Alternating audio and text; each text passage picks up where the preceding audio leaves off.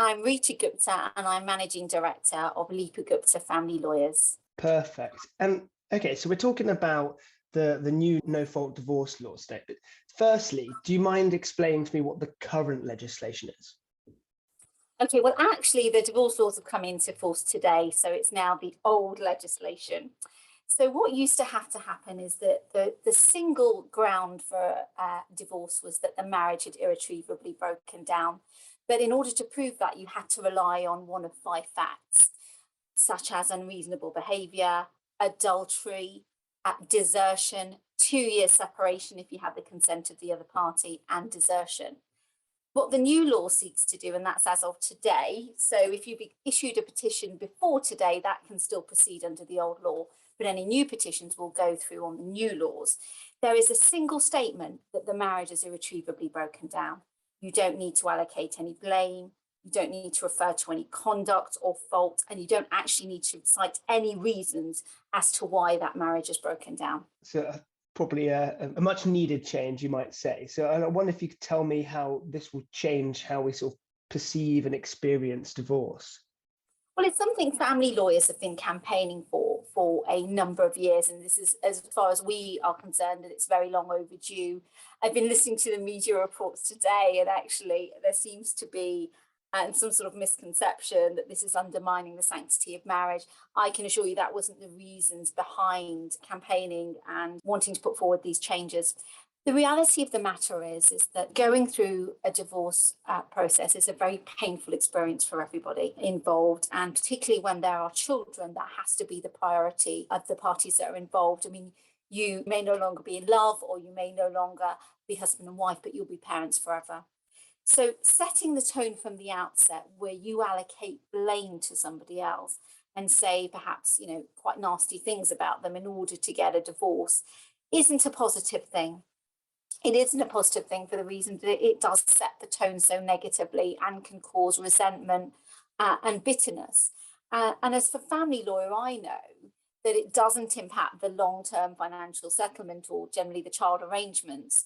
So really, it's what you achieve from saying those things that is the issue. And that's why this change is a positive thing for parties. Yeah, amazing. So I wonder though, you mentioned before about sort of the misconception about people thinking that it's sort of, not taking marriage so seriously or whatever. I wonder, what's your opinion in terms of, do you think divorce rates will go up? Will they increase, or do you think they'll stay the same, but divorce will just be a little bit of a, not nicer experience, but perhaps a bit more straightforward experience? I think that there will be an initial spike, perhaps, in the divorce rates, because there have been people who have been waiting for the new divorce laws. People who perhaps have been married for a long time, they've grown apart, they still have a huge amount of respect for each other and want to keep civil relations on the other side of things, not just for parties who've got young children. You can have adult children and still want to have a civil relationship with your former spouse.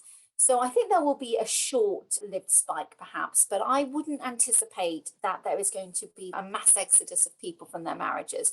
That's not the reasoning behind these changes.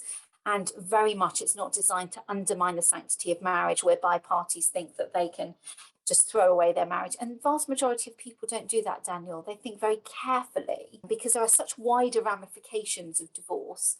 People think carefully about that process, and any reputable family lawyer will encourage people to reflect, to not make hasty decisions. And the new law isn't seeking to change that in any way. It's not a quickie online divorce, and there is some media conception, I think, that this is a really quick process whereby you can exit your marriage. It's not. In fact, you still have to be married for 12 months before you can issue an application. And built in with that, there's a minimum 6-month period of 20 weeks worth of reflection time where you could explore a reconciliation or explore reaching a financial settlement and make child arrangements. Yeah, interesting. So there's certainly still steps in the way, sort of, along the process. Absolutely. Yeah, no, go on.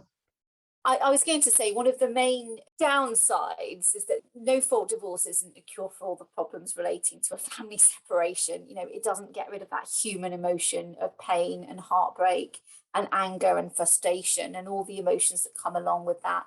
And in fact, some people may feel that it's very unfair if they've been wronged that they don't have this outlet. But we just know as family lawyers that it's unlikely to bring anything positive by using a divorce petition as the platform to express those feelings. And what hasn't changed, Daniel, actually is the way that you reach a financial settlement. And actually, that's probably the biggest area where there is acrimony, and that's probably the most stressful part of the process. Yeah, absolutely. So I wonder if you could, I was listening to Five Live earlier, and people texting in, calling in, sort of a couple of people saying how, actually, I want to blame my partner because it is their fault. So what would you say to people who feel like that? Does this new system suit everyone then? Not at all. I was actually on that panel and spoke to Nikki Campbell this morning, who did raise issues such as that.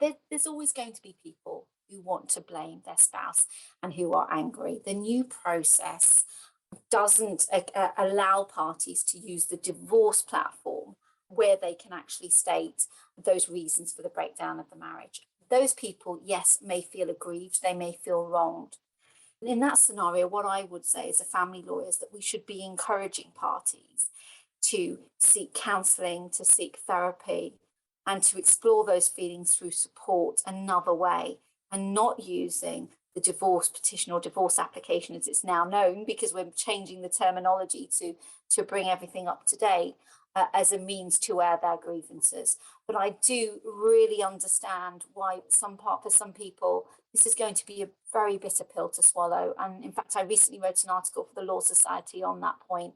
We do, as family lawyers, have to ensure that we show empathy, that we listen to our clients, and that what has now become quite a standardized divorce process is not a tick box exercise when we're talking about people's lives. Yeah, absolutely. Yeah, it's really interesting. I wonder if there'll be people who will stay in their marriages now if they don't sort of like the new system. But yeah, it's an interesting one. I wonder now whether I'd like to ask how you think that the new legislation will aid people who are in toxic marriages, those people who are sort of victims of domestic abuse and violence, and whether that's going to make things better and easier for them to escape their horrible situations. That's a great point. And actually, that's one of the huge positives from the no-fault process, because there are, the divorce process has historically been used in some circumstances as a further means to abuse a party by obstructing the process.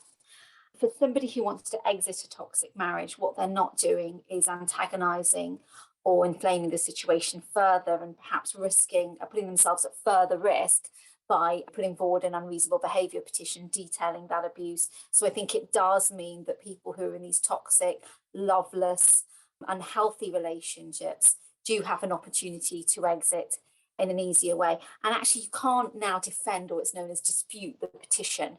Defended divorces were quite rare anyway, but they could be used as a method to obstruct the process, to cause delay. Now there are very few grounds on which you can actually dispute the divorce. So from that perspective, you are right, it should aid people who are in those sorts of relationships and who want to exit those marriages. Yeah, good. So I wonder if you could tell me how Rita Gupta family lawyers specifically can help. What is it you guys can do for people? Well, I always we're a boutique firm and we're partner led. So it's all about the relationship with the client, which is why I wanted to write that article about empathy and not making this process a tick box exercise when we're talking about people in their lives. The one thing I would say, and this is really important for your listeners, is that, as I wanted to reiterate again, the way in which you reach financial settlement has not changed.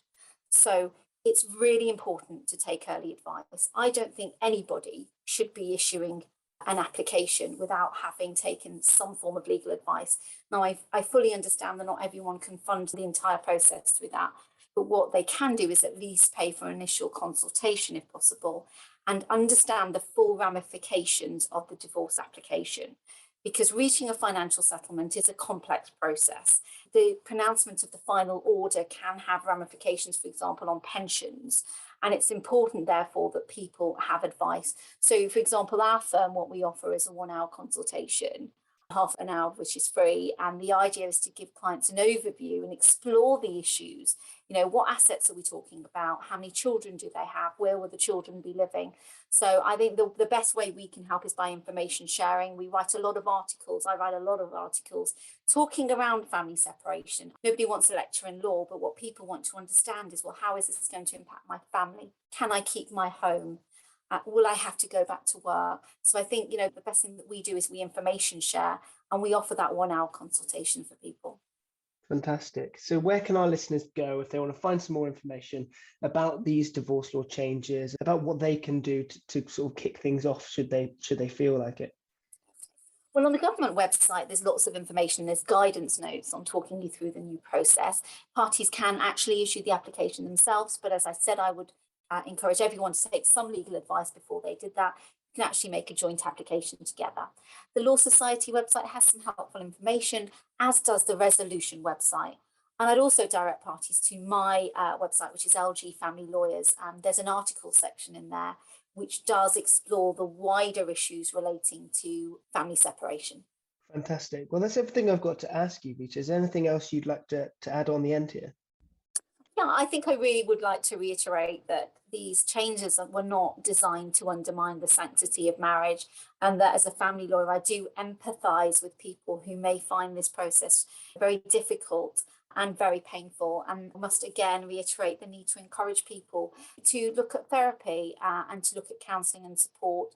Sometimes people will say, well, I've got good friends, I've got good family who can help me, but actually that objective professional support that you can obtain probably is much more beneficial. Yeah, fantastic. Well, thank you so much, Rita. It's been a really interesting chat with you, and I feel like I'm a lot more clued up on divorce law now. Thank you so much, Daniel. Thank you for having me. Thank you.